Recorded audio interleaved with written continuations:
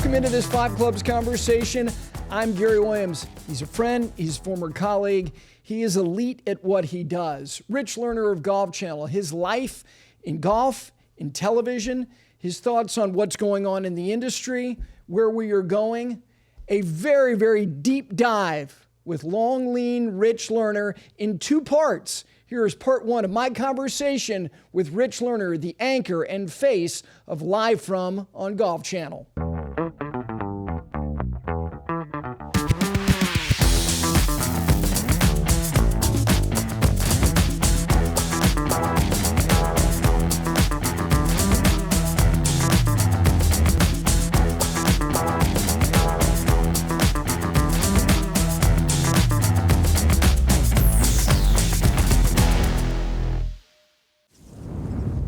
In this split second, your hands make all the difference.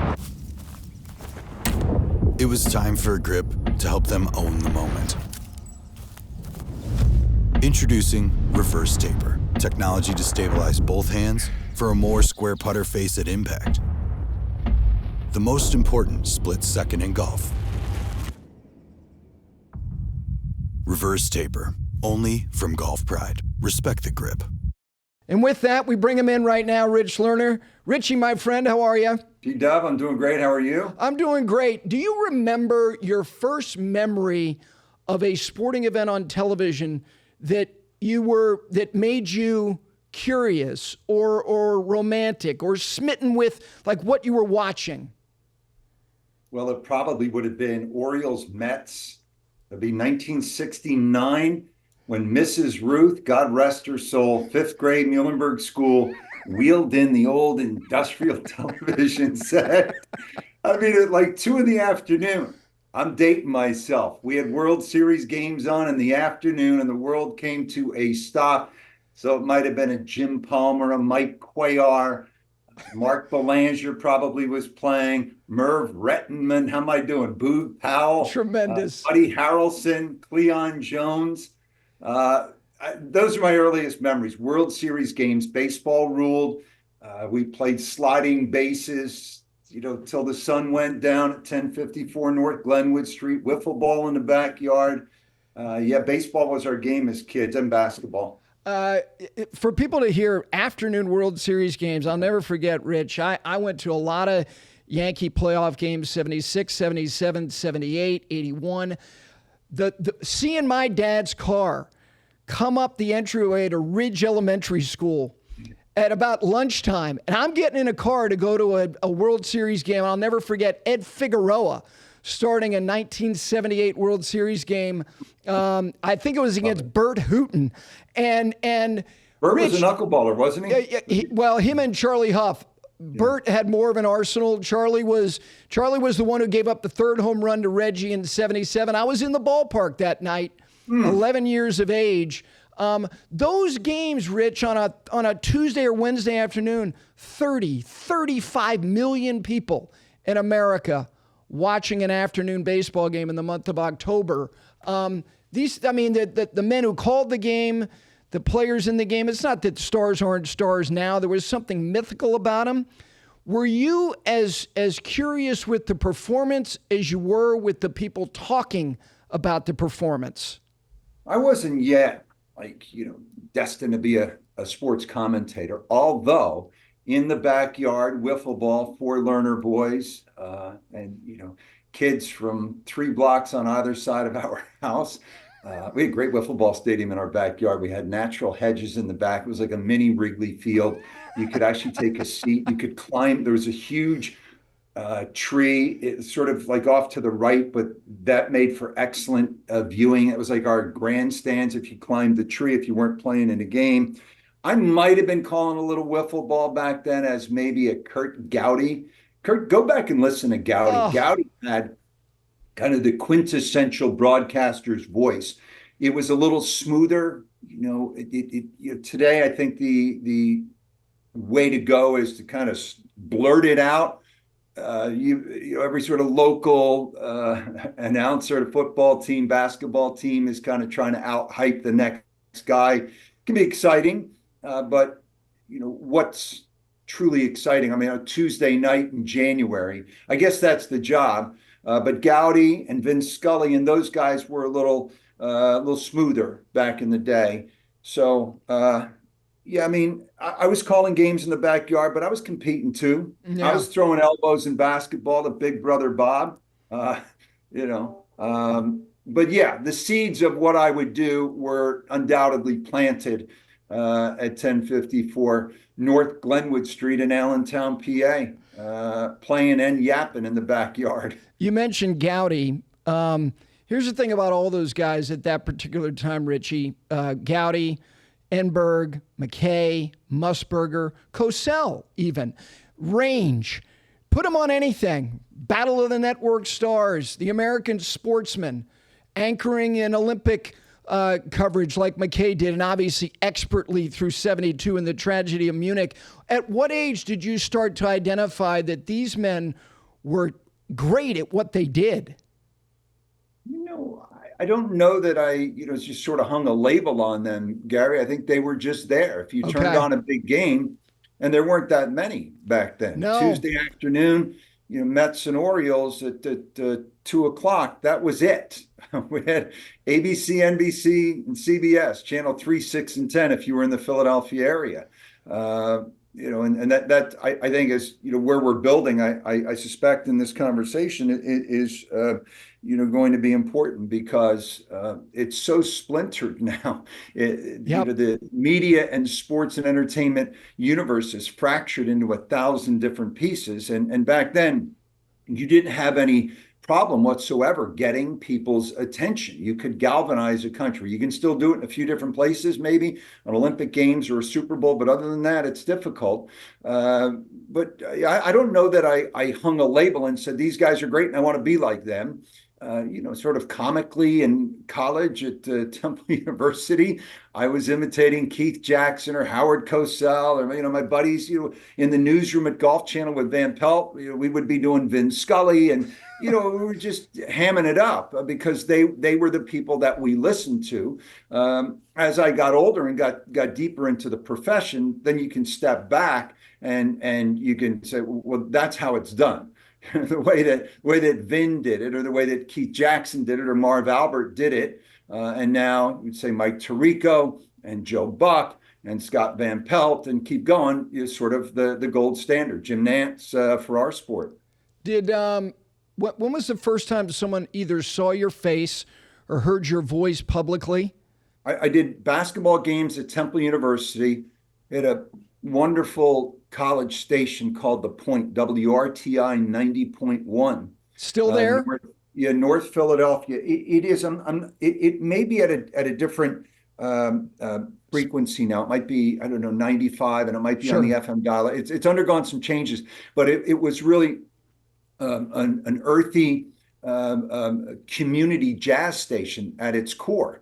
And if you walked into the Point at any hour of any given day, and that could be at 3 a.m, there were some dudes, and there were some women in there. They're just spinning Miles Davis and John Coltrane, and mixed in with that were all of us sports nerds who were you're dreaming of a job in sports broadcasting. And so I did some games for WRTI at the Palestra. Quick story, I tried to walk on at Temple in the John Chaney era. 6'4" dude, played some suburban hoop, could hold his own in the summer league, in for a rude awakening, Gary. They had the mandatory one-day walk-on tryout. This was in the Terrence Stansberry Granger Hall, if anybody goes way back. Number 43, Terrence Stansberry. Terrence Stansberry Granger Hall, Charlie Rain, and obviously one of the legends of the coaching community, John Chaney. And I'll never forget this. I still, as you know, I have a deep and abiding love for the game of basketball. Played in leagues most of my life, and I'm in this tryout, and I get matched up against Terrence Stansberry in a one-on-one drill. Stansberry would go on to play for a little bit for the Indiana Pacers and was second one year in the NBA dunk contest. 1985, one of the great dunks I've ever seen. A 360 off of 1 foot. G-Dub knows his hoop. So I can recall, again, I'm 6'4". I couldn't get a shot off. In this one-on-one drill, everything that I sent up went the other way, went behind me. And it wasn't so much that he jumped high. He could go through the roof of the building of McGonigal Hall, but it was how quickly he got off the floor. It was first jump, second jump, third jump. And it was a game that I'd never seen this game. I'd been playing basketball a long time, since I was a kid. And this was a different sport. And hilariously and warmly, beautifully, Coach Chaney, after the 2-hour practice, he called me over, he put his arm around my shoulder, and that raspy voice, he said, "Son, you have a nice 15-footer, but not at this level." And so the next time I saw Coach Chaney was at a City Series Big Five doubleheader in the Palestra. I was going to call one of the games, a Temple game for WRTI, the school station. And he called me over. He sort of half recognized me. He pulls out a $5 bill, shakes my hand, and he says, "Go get us a couple of sodas." And that was, anyway, so it was WRTI. I interned for Big Al Meltzer, who was a legend in the Philadelphia TV sports circles. Big Al was one of those guys. He was a minimalist, but he legitimately was a big dude. He was probably 6'4". And Big Al, no matter what the circumstance was, if it was a 3-run homer, bottom of the ninth, walk-off for the Phillies to win, or it was a ground ball through the legs of Larry Boa and the Phillies lost, he could cover it with one, it was guttural sound. It was, ah. So 3-run homer, it was, ah. Ground ball through the legs, Phillies lose. It just, I don't know how you spell that, G-Dub, but that was a good internship, and he loved golf, and until his final days, he followed me on Golf Channel, and had good relationships, came out of that little period of time in Philadelphia. I'm still friends to this day with one of the great NFL announcers, Merrill Reese, Yep. who adores the game of golf. Eagles, legendary voice, Merrill Reese. So first time would have been right there in Philly. And then on to a brief stop at Channel 27 in Worcester, Mass. I went up, I didn't have a job, I didn't have a clue. Older brother Bob took a summer house for the winter on Manchester by the Sea, above Essex Country Club, which is a lovely old little track, which I'm sure you know, on the North Shore outside of Boston. And we hit Izette forwards into the Atlantic Ocean while we pondered our future. My brother had done a sort of a sweat equity deal for an upstart communications company, cashed out at like 24 for a little bit, and pondered his next move and invited little bro up there. And so I did one story a week for Channel 27 in Worcester for $25 a pop. And here's where you sort of could see what I wanted to try to do. The first story I ever did was the Boston Marathon. I did a feature story, and I focused on the back of the pack, the people who take 6 hours, 7 hours to finish. And it was essentially, why do you run? Why are you here? What are you chasing? And then from there, it was Channel 69, WFMZ TV in Allentown, PA, for 7 of the best years of my life, my hometown. Lehigh football, William Allen High, Deerfield High School, intense games, football, basketball, wrestling. Great. You had to cover Lehigh Lafayette, one of the great rivalries. The oldest rivalry, Gary, it's the oldest rivalry in college football. And honestly, you know this, when you get deep into your career, if you're lucky enough to still be able to do it 30, 40 years deep into it, you can remember the feeling as much as what you may have said. In fact, even more, the feeling of a fall football day in the Northeast is unlike anything else I've ever experienced. And I've been to, as you know, like you, I've been to some wonderful places in golf, the most beautiful spots you could imagine. But to go to Christy Mathewson Stadium in Lewisburg, Pennsylvania in late October for Lehigh against Bucknell. Dave Marr, by the way, Yeah. went to Bucknell. To do a Lehigh Lafayette game on a cold November day at Fisher Field or at Goodman Stadium, and I did some unbelievable games. I mean, there you can pop them up online where in the fading light on a late November day, and all you could see were the stacks, the fire coming out of the stacks of Bethlehem steel. Oh, And the kid made an insane catch in the back of the end zone in overtime for a Lehigh win over Lafayette. Those feelings stay with me to this day because I'm a Pennsylvania boy. And football was integral. I used to go up to Muhlenberg College, where my oldest went to school, a little small college in Allentown, and wait as the players came off the field. They looked like Titans. They looked like NFL players to me. They were Division III, and begged them for their chin straps. We used to stand there in the line, chin strap, chin strap. And so it was a great sports town, Allentown, that whole Lehigh Valley.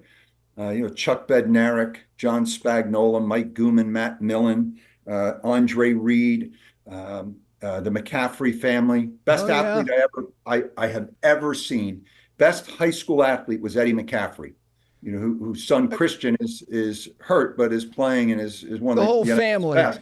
Eddie McCaffrey was one of the absolute greatest high school athletes, basketball and football, I've ever seen.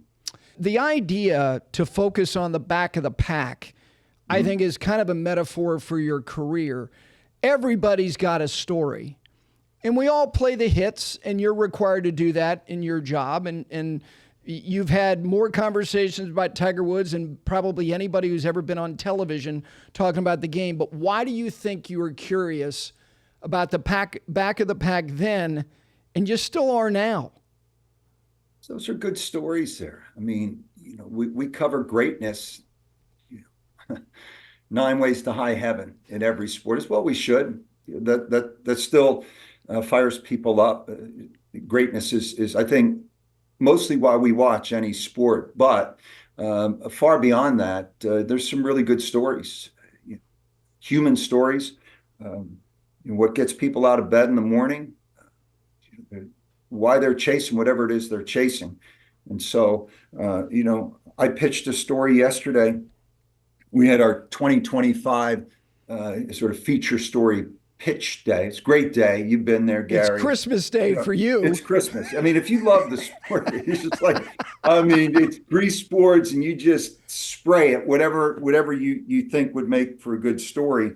And I pitched, and it's not an ingenious pitch. It's just, I pitched Peter Malnati. And I don't know if it's going to make the cut or not. We only have so much in terms of resources, but, Malnati interests me because on 2 different occasions in 2024, I think he expressed sort of the humanity in the game, and what can be so heartwarming and heartbreaking about the sport. And in some ways, for me, he was like the man of the year. And the reason I say that is, if you remember, he won Valspar in Tampa, and we're still like in the throes of this Live Golf v PGA Tour battle, where you talk about insane levels of money and how can we protect the superstars in the sport, give them the premium opportunities. And here comes, the journeyman. He had won one time, I think, in Mississippi, and he wins. Not unusual for someone, especially for an event that wasn't signature, elevated, whatever you call it. He wins. That happens. But it's what he said afterwards and how he reacted in the interview with Kira K. Dixon. He broke down in tears.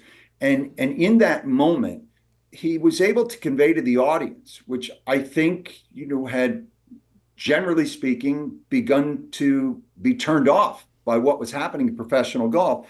And Malnati told us in so many words that this is his major mountain. This is his Masters. This is why he does what he does. And he expressed this sort of gratitude at being able to play a game that he loves for this long, gratitude to his family for sticking by him through thick and thin. And he made you care about the Valspar. He made you understand this is important to guys like that's his marathon. He's been back of the pack, and now he broke through, and he had his moment. And you thought, okay, there's a reason to care about Valspar, even though it's not a signature event. And then the other moment on the other end of the spectrum, tragically, was in the wake of what happened to Grayson Murray. And Peter played alongside Murray when Murray withdrew from the tournament in Texas, and then later had to interview, or chose to interview, with Amanda Balionis of CBS, and broke down in tears.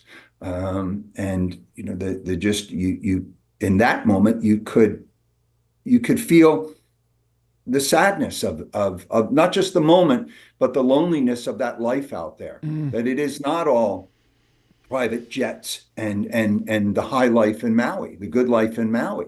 It's hard out there. Guys struggle. They're lonely. They're desperate. They wonder if they're ever going to make a cut again. And so anyway, that those are stories that I'm interested in. I'm a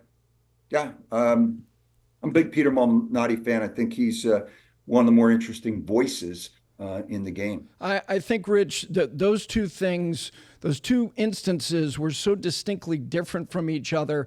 But what they did was that they showed a level of humanity for somebody who is part of the TV show, but he's not a main character. He's wallpaper on a week-to-week basis. Exactly. And he explained that what you see every week late on a Sunday is just that. It's a TV show. But for the overwhelming majority, and this is something you talk about all the time, and I love when you say it, somewhere somebody's putting 18 flags in the ground somewhere, and someone's going to shoot 65 today at that somewhere. We are the network of the well-struck 7-iron, and whatever happens, at the highest reaches of boardroom politics and business in this sport, somewhere the sun's going to come up somewhere on planet Earth, and someone's going to try to shoot 65 and get paid for it, and we'll likely see it. So yes, we are the network of the well-struck 7-iron. When you get to Golf Channel and subsequently, Tiger is already relevant in the sense that there was an awareness of who he was. There wasn't a great deal that we had seen. I remember watching the USA Network coverage of the LA Open. This spindly, he was a human cattail. And I was curious about him. And then, you watch US Amateurs and you see kind of what you and I were subjected to as kids. You get a couple hours of this, and then we'll see you next year. But then Golf Channel is born in '95. He's relevant in the amateur scene already. How quickly did you see his impact on a fledgling network at the turn of the century? Was it profound? We exist, I think, we exist for a few reasons. Joe Gibbs should be in the Hall of Fame. Alabama businessman. It was his idea. Yep. His doggedness, his good touch, old school CEO touch, Southern gentleman. First and foremost, you have to give the credit to Joe. And there's a case to be made. We don't need to discuss it today, but there's a case to be made. He should be strongly considered for the Hall of Fame. He should be in the Hall of Fame, Rich. Bounced around. He's on that periphery with guys like Tom Cousins, who gave us East Lake, purpose-built communities in Atlanta. Strong case for Tom. In any event, so Joe, obviously Arnold Palmer. Arnold lending his name to this fledgling venture gave it legitimacy, with the companies who might be taking a look. And then Tiger. I think Tiger's third. The timing could not have been better. We launched in 1995. There's already tremendous buzz around this kid who'd been winning every amateur event, the U.S. Juniors, U.S. AMs. Then 96, Hello World. Not Hello Milwaukee, not Hello America. It's Hello World in Milwaukee. And he makes an ace. And from the jump, you get the sense that he's going to do exceptional things. And then obviously 97. And he wins the Masters by a dozen, and we're on a rocket ship, and it's not stopping. And yes, it was profound. I struggle to come up with a comp where the athlete's first significant achievement as a profession, because I don't want to minimize what he did as an amateur, because that's deep. But where the athlete's first significant achievement as a professional is more than just a first win. It's that moment where you say, he's going to challenge every record there is. You're certain of it in the first big professional achievement. Is like, he's going after every record, and there's no doubt about it. Nicklaus is in play. On major win number one, Nicklaus was in play, and you knew it. Now, he's not going to get it, but it absolutely was in play. And the only comp, sports better than anyone I know, Gary, so you can help me along here. Magic Johnson as a rookie, jumping center against my 76ers in the 1980 NBA Finals, Game 6, with Kareem out. And Magic goes for, was it 42, with a bunch of rebounds and a bunch of assists. And the Lakers win the NBA title. He was, what, a 20-year-old rookie, NBA rookie? That's winning the Masters by a dozen, where you knew you were looking not just at a precocious rookie who had, an out-of-his-mind performance. You were looking at one of the all-time greats. You're certain. He's 20. Oh, no. He's going to be one of the best to have ever played. And it turned out to be the case.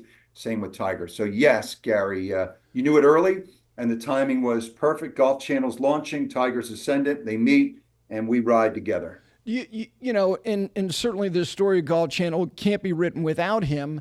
But when it's being kicked around, and when it launches, he's a teenager. It wasn't built for him. The timing was great. But why do you think it is that golf, in this narrow lane, it's an affluent lane, it's a nice street, but it's not heavily trafficked, that they would be the first sport to go 24/7, not the National Football League, not the National Basketball Association. And then years later, they are the same network who chooses to put a television show on live in the morning before the NFL, before the NBA, before anybody else. They go live in the morning as well. How did golf do that? Did you say it's not a heavily traveled lane, street? Nice cars. Live there. Everybody wants to live there. If you get a piece of real estate, if you get 3/4 of an acre with a 2-car garage on that street, you're not moving because you love the sport. It's rare, Gary. I mean, we understand how popular football is and now basketball, but it's sort of cliche, but it bears repeating. Their audiences don't play football. The golf audience not only plays it, they travel it, they dress for it, they study it, they want to get better at it, and that doesn't stop until their final days, until they're in their 80s. So and it's a great demographic. It is the most coveted demographic. They buy financial services and computers and high-end technology and high-end automobiles, and they're coveted by the advertisers, by people that want to sell and move product. And it's a fascinating game. And I think we I don't want to say stumbled, that's not the right word. We landed on a world of opportunity. And in the early days, the Golf Channel did not, have the big power deal with the PGA Tour. They would come to it fairly quickly, but it was built largely on the European Tour. And there's your morning programming, because of the 5 or 6 hour time difference. So we had Renton Laidlaw, Peter Osterhaus, in Cron-sur-Sierre, at the Belfry, the Porsche German Open, in Stuttgart. Valderrama. Valderrama. And it was, you're on your treadmill and Barry Lane for birdie, Barry Lane for the buddy. you know, so that helped. And in terms of the morning show, again, I just think it was in response to the ravenous appetite for the sport. And that was interest at that time, certainly interest in Tiger, interest in getting better at your own game, and interest in whatever news there might be. And boom, here we have a whole universe now of niche television networks. If it's not unlike an old-fashioned magazine stand. You're interested in home improvement, there's House and Garden. If you're interested in sailing, there's a magazine for sailing. So TV sort of became like the magazine rack, cable TV. But now, of course, it's changing again as we speak. Yeah, Drapkins Stationery right on Ridgewood Avenue. Any magazine you could ever imagine existed. Going in there, getting a sport magazine. Sporting news. Absolutely. And getting a foot-long strawberry Charleston chew. Now that's a day. that is a full day. So yeah. you're a firmly established front-facing pillar of a channel that now has more than a foundation. And then social media comes along. Do you remember your first kind of like, wow, this is for real? Like, I don't have to wait for Phil Mushnick to maybe dip his toe in the water of golf to give a thought on what we did or how we did it, or Bob Raceman. What was your first reaction to social media being a real thing? I don't know. Hard one for me to answer. Social media sort of smacked me in the side of the head when I made that, wisecrack about Sergio at the Masters years ago. I don't even remember exactly what I said. Was it the spitting incident? No, it was the Azalea where he made a big number. Oh, okay. Yeah. I don't even want to dredge it up because it was not my fine. It was just an attempt to be, clever and snarky, and I got some blowback. It wasn't way over the line. It just, in any event, it was. I got a lot of blowback. I apologized, and it was like, whoa, you got to be careful with what you say. Number one, snark isn't great. I know we live in a world of snark, but that was hey, that's not you. You don't need to traffic in that. Look, social media. My God, Gary. There's so much going on now. Like at times I have the attention span of a gnat. Yeah. That landed in a cup of Colombian coffee. It's so frenetic. Look, it's had a massive impact on our world. Is the best that I can do for you right now. I don't remember a singular moment. I just know that, yes, we can promote our shows. Hey, Brandel, Paul, and Rich coming up in an hour. Or you can say something and then you can spend the next 5 hours or 5 days of your life tangling with, Joe from Beaumont, Texas, about something that you said. You put something out about Tiger, about Sergio, and here it comes. If the 2 hours on Live From wasn't enough for you, hell, you could spend the next 3 days in your, or the next 3 hours in your hotel room. And that's a world that you can get sucked into pretty quickly. Totally. And it is the valuation of all these companies. I know you've read it because you did a story about attention, and about a book that Cal Newport wrote, called Digital Minimalism, and about the value and trying to determine the value of your participation in something that's not social for people who have some type of public persona. The last thing it is social. And that's part of the danger. I know you're not a willing participant. There's an obligation, I think, that you have. And I'm speaking myself, my viewpoint of view. And I don't know if it's an evolution. I don't think it's much of one. I don't think you saw a great value for you. Your focus is on your work. I think social media for you is It exists. That's Yeah, it. that's a good point, Gary. I backed off recently. I've sort of I've seen what's happening, on certainly on Twitter or X as they call it now. I don't love it. I mean, I don't know what's real and what's not anymore. Let me put it this way. I think I understand what my values are now. I understand how I, sort of feel, the world in this country should go. I sort of, and I say, I don't need anybody else to really tell me, um, where I should come out on this, or anybody else to influence me on that. I still scroll and I still look and I'm still interested, but it can be toxic, and I don't.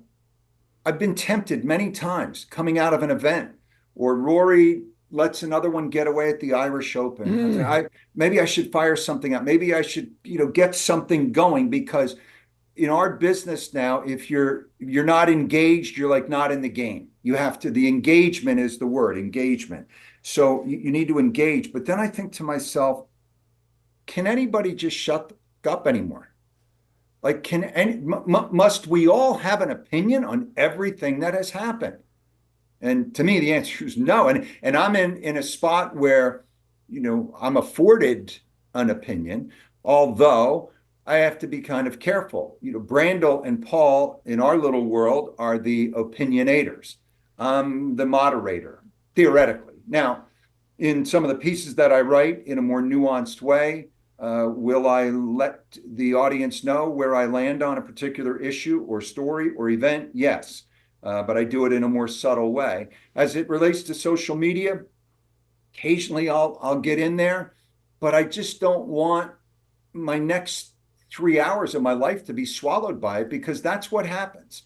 You send something, you make a statement, you've been there, Gary. What do? You're looking for the response. Who liked? Oh, they liked. How many did I get? I got 2,000. Wow, look at, oh, what a jerk that guy. Should I block him? I mean, like, that's some valuable time that I don't want to give up. But that's where it leads you if you jump in and get involved. And again, I'll just repeat, my son, Jesse, my oldest boy, I thought he nailed it. He said, Dad, I was over something recently. He said, Dad, can anybody these days just shut up? And I said, I don't think so. I don't think so. We're in the great opinion era, to the point where, you're almost tempted to just turn it all off. But we live in that world, and I don't want to sit here and tell you that I never look at it. I do.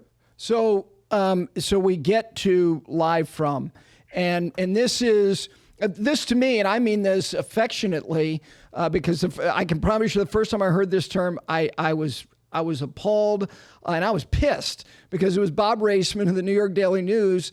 I had started at Sirius XM, being the first morning host on Mad Dog Radio, and he called me a gas bag, and I had never heard that term, and now I love it. I love it because it's the truth. I mean, it's what we do, and you work with one of the greatest gas bags, and I'm saying that affectionately because you know how I feel about Brandel. The Live From franchise, I'm saying this not to you for the first time. You know how I feel about the work of you, Brandel, Paul, over the stewardship of Matt Hegarty and everybody involved in that program. It's Emmy Award-winning television. And you sit next to somebody who is a lethal weapon: eloquence, historical perspective, data-driven, quantitative proof of positions. He thinks about things in a way that I go, God, why didn't I think about that? And I know you have those moments as well. When did you know you really had something? And this goes back, I mean, you've had many incarnations of this program. When did you feel like you had something? I think early on, and there were many iterations of it. There were, with John Feinstein. I remember sitting on a set with John, great columnist, back in 2010 at Whistling Straits, the whole Dustin Johnson insanity ensued. Frank Nobilo, you talk about live from, you absolutely have to talk about Frank. Cornerstone foundational piece, was great with Brandel, didn't always agree. Frank is smart, a guy as I've ever encountered in golf. Looking forward actually going to the Asia Pacific Amateur in Japan to call golf with Frank and Colt Knost and Amanda and Paul Gow. Frankie read tournaments once they got underway better than anybody I've ever seen. McGinley's in that realm as well. McGinley reads tournaments exceptionally well. They played it, they know it, and he was willing to tangle with Brandel. Frank, by nature, is and was a contrarian, and so he was ready to challenge Brandel, and there was healthy debate, and I think that established the show in its early days. I don't know where we are. We're getting close to 20 years now. Brandel's at the center of it all. There's no doubt. I think, and I've shared this with you, in the world of studio analysts, and that includes, Barkley, who's all of them. And, Barkley's is a different guy and with a different approach. And that is an all-time show inside the NBA, led by Ernie. But I think Brandel's the greatest studio analyst in any sport I've ever seen. I'm biased. He's my friend. He's my dear friend. He sits to my left. We've been through it all together. But for all the reasons that you laid out, I think he's the best. He's provocative. And that's the job. When you're asked to speak about Scotty Scheffler for 7 consecutive nights, we start on Monday.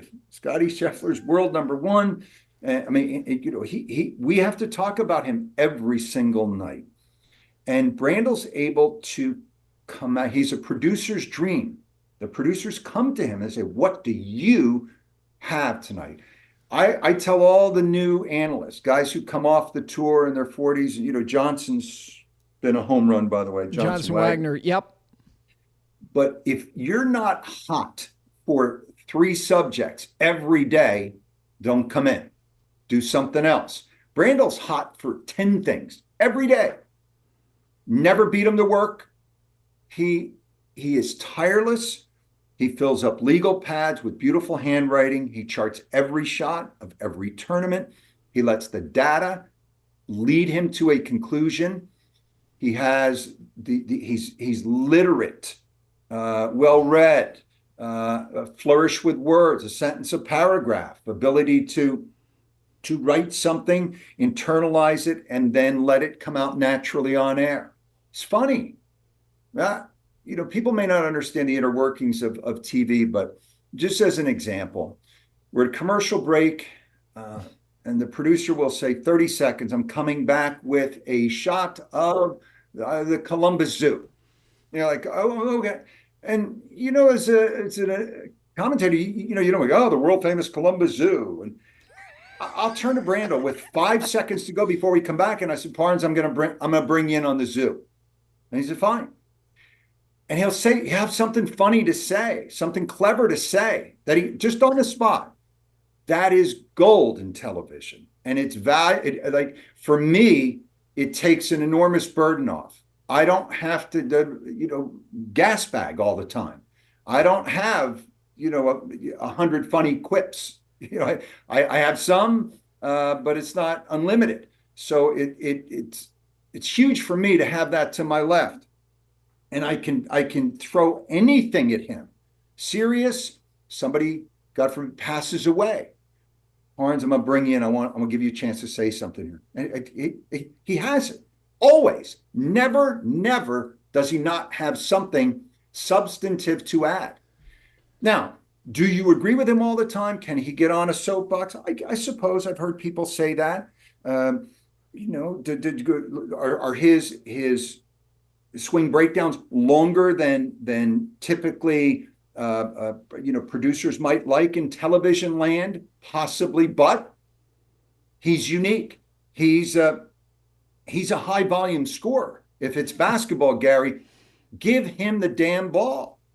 Give him the ball. and let him create off the dribble. Let him move without it. Get him to his spots. Again, does everybody love him? No, but that's not the point in television. And Brandel, here's the other thing with TV. Brandel is not afraid to piss people off. And if in television you ride the middle ground all the time, if look at it this way, it's like a meter, and if the meter is flat for 2 hours, people are asleep. You got to make that thing spike a couple times, and Brandel can spike it. He's a great headline writer, and I will tell the new people, write a headline. Give me, if I was critiquing your show and I was going to write an article in the New York Daily News the next day, what would I write that Brandel said, that Johnson said, that Brendan said? Give me a headline. And Brandel is not afraid to write a headline. He's not afraid to take on, the biggest powers in the sport. And look, perfect again, no, but I think he's one of the greatest to have ever done it. And Paul has been such a good addition, perfect addition, to follow up the good work that Justin Lerner did, that obviously David Duvall did, and on the foundation that Frank built. McGinley is special. I think that the chair Paul sits in, it's one of the hardest chairs in televised sports, especially studio work, that there is, because of who's sitting next to him. I've told you this. To me, one of the great shots in TV is your 3-shot, because I'm listening to Brandel, but I'm looking at Paul, because because he is America. He's the audience. Good, Gary. His visceral reaction to what I'm hearing as he's hearing it is that's what I want to see. So I don't want the single on Brandel. I want the 3-shot. I want you, and I want Paul, and I want to see your visceral reaction, because you are America. And that's not an easy chair to be in. No. That is because here's what Brandel is, kind of like you are, not kind of, you are. When made guys work like pikers, they are lethal. And that's what you two are. You sit in that trailer and you work as if whatever it is that you're writing is either going to get you that promotion to Sheboygan, or you're headed back to Worcester. And he works between shows. Like, if I don't get up and down from here, I'm headed back to the Lone Star Tour to make 850, finishing a tie for third. So I don't think people understand the value of Paul, or the value of Frank, or David, or Justin. Not easy. So well said, Gary. I wish I could drop people into our trailer. You've been there. You come, you hang out. It's home. It's one of the great spot. places in golf. People think the 16th tee at Cypress Point is special. I promise you, as you know, it is. It's loose. So is that trailer with your shoes covered in mud. You come in and the question is, what are you riffing on? Yeah, Sit back and digest it. Yeah, it's when you hear athletes say upon retirement what they'll miss most, and the answer is the locker room, the hang with your teammates, the laughs. Our locker room, our trailer, as we get ready for Live From, is an incredible spot. It's funny. It is loose. We're riffing. We're watching golf. We're arguing golf. We might be arguing about airport etiquette, whatever it is. It's happening. McGinley, there are times on that 3-shot, I don't know if you can see it on camera, he'll, out of it, like his left eye, he'll make contact with me as Brandel's going. And he'll raise the eyebrow to say, I got something here. Let me in here. And I'll kind of give him a little nod. And McGinley is the ultimate team guy. There's a reason he was one of their best captains ever. There's a reason he's been brought in by Luke Donald as a consultant for the Ryder Cup. He understands the phrase they use in Europe. He understands man management. Paul came in and he knew full well Brandel was the star. And he sized up the situation perfectly. But Paul also has a great soul in addition to a sharp mind. He's a uniter of people. Just about every live from Paul will come from Dublin, got a place in Florida, but usually it's from Ireland or London, has a place in London with a box of Cadbury bars, Cadbury chocolates, and he'll toss them out. By the way, they're really good. And it's just his way of saying, I'm here and I'm thrilled to be here and I love being your teammate. And he's feisty, smart, and I think he's one of the greatest success stories, Gary, I've ever personally come across in golf. The reason I say that is when he was 19 years old, Paul was a 5 handicap. He was playing Gaelic football in Dublin. He wrecked his knee. Career was over. He takes a desk job in Brussels, Belgium, with the European Union. Throws himself into golf at a local club in Belgium. Meets an American businessman who takes an interest in Paul. Paul gets this idea that maybe he can play college golf in America, had never been to the United States. This businessman knew a gentleman, kind of a legend of the late 70s, early 80s, who was one of the pioneers of tailor-made golf, was a raconteur guy by the name of Gordy Severson.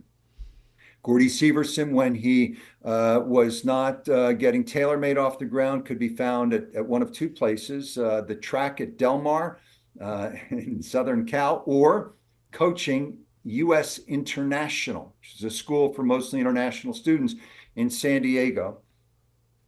Businessman calls Gordy, his friend, and he says, I have a guy here from Ireland working in Belgium. He wants to play college golf. Do you have a scholarship for him?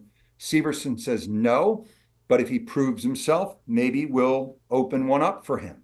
Paulie gets on a plane. All he knew of the United States was Don Johnson and Miami Vice. Lands in California.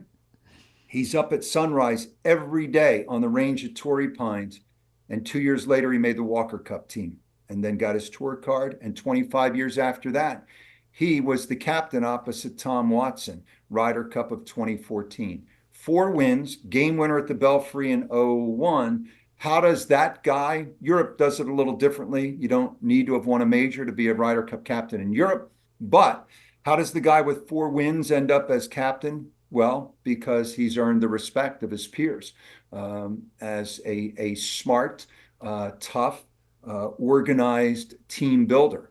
And I knew then, after having spent a day with Paul in 2014, what was going to happen. I wrote a line, the United States has the legend, Europe has the leader. And my position, that's, said with due respect to Tom Watson, Sure. who tried his best in a difficult circumstance. Story for another day. But that's why I say McGinley is one of the great success stories. 5 handicap at 19, winning captain roughly 25 years later at the Ryder Cup. And he's a force and one of the best people I've ever met in the game. Yeah, you and I could do 3 hours on the Ryder Cup culture. And I'm with you. You know them far better than I do. Players got to want to be led. That's one of the challenges I think that the United States has. But you're right. He proved himself, continues to be an enormous asset to the European professional golf community, and even beyond that at the grassroots level. Let me get through some guys, because I want your thoughts, just quick hitters on some people in broadcast television. From a technical standpoint and from flair, McDonough. McDonough is a play-by-play guy. Just a thought on him. If I had to pick one guy to call a big one, the football game, one guy to call the game to save planet Earth from extinction, us against the aliens, McDonough's in the seat. Best set of pipes and ability to rise to that moment without spewing saliva all over the place. He's a combination of sort of, he's somewhere between Kurt Gowdy and Gus Johnson. I think he's the best, certainly best football caller out there, but versatile, baseball, hockey, you name it, even golf. I'm a huge Sean McDonough fan. Yeah, he and Buck obviously at a very young age, calling World Series games in their early 30s. How about Breen? You're a huge hoops head. How about Mike? Bang, bang. Uh, yeah, what more can you say? I mean, again, if it's Game 7 NBA Finals, it's Breen. Um, called games forever. It still does for the Knicks. Tremendous understanding of the game, and clean. It's a clean call with Mike, but he's knowledgeable too. He's able to riff with his partner, whether it's Clyde or Doris. Yeah, I mean, Breen is. He's going to go down in the basketball pantheon. He'll be there with Marv Albert when all's said and done. He will. You mentioned riffing. I think, and Sean similarly, they're not insistent that they have a sense of humor, but they have impeccable timing to respond to whoever it is that they're working with levity. Mike has that. Sean has that. You know who has that? And you know who's it is the Birdman, Iron Eagle. Bingo. Iron Eagle is great. Generational talent. Yeah, he really is, and genuine article, down to earth. What you hear on TV or see on TV is what you get in person if you know him.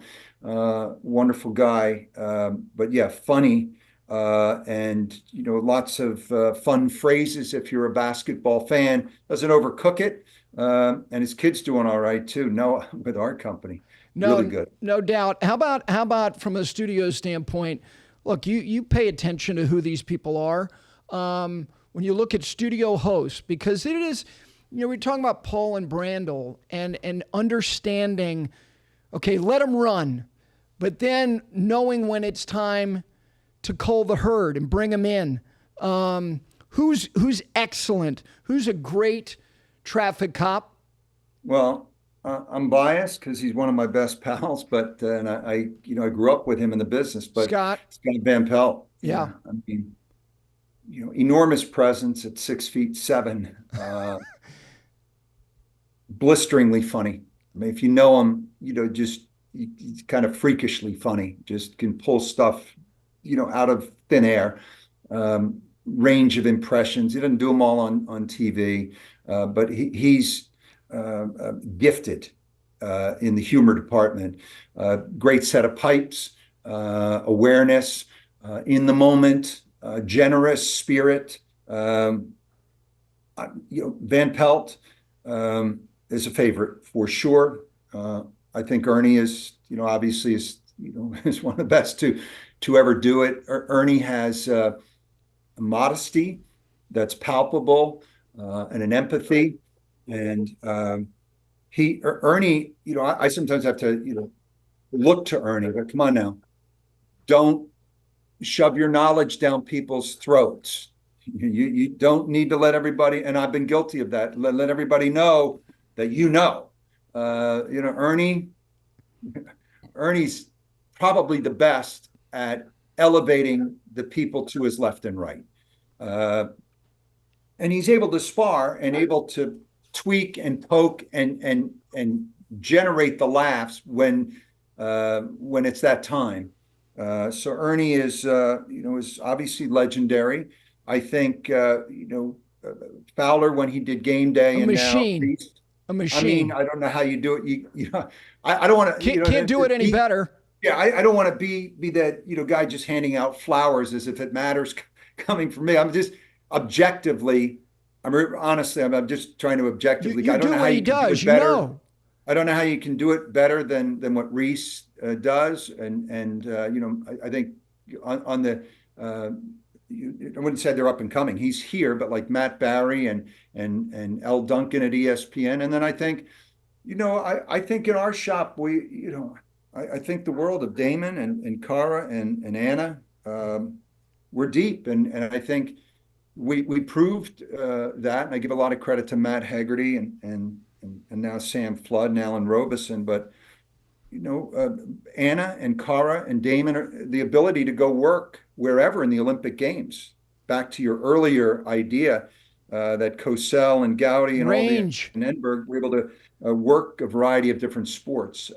But studio side, what we see on a night in, night out basis, Van Pelt, Reese Davis, Ernie Johnson. And those are the guys that are, up for the Emmys, rightfully so.